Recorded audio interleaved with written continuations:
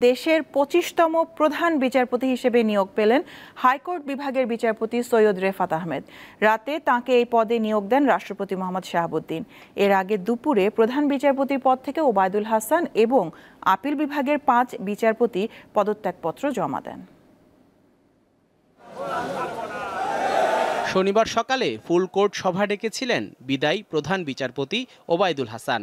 এরপর প্রধান বিচারপতি সহ আপিল বিভাগের ৭ বিচারপতির পদত্যাগ দাবিতে সকাল 10:30 থেকে সুপ্রিম কোর্টের হাইকোর্ট বিভাগের বর্ধিত ভবনের সামনে বিক্ষোভ করেন আন্দোলনকারীরা। এতে অংশ নেন শতাধিক আইনজীবী।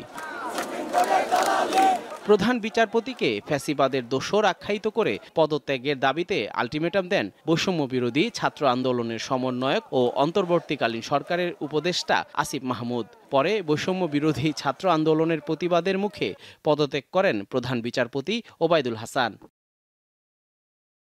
শনিবার আইন মন্ত্রণালয়ে প্রধান বিচারপতির সঙ্গে আপিল বিভাগের ৫ বিচারপতিও পদত্যাগ জমা দেন। তারা হলেন এম এনায়েতুর রহিম, মোহাম্মদ আবু জাফর সিদ্দিকী, জাহাঙ্গীর হোসেন, মোহাম্মদ শাহিনুর ইসলাম ও কাশেফা হোসেন।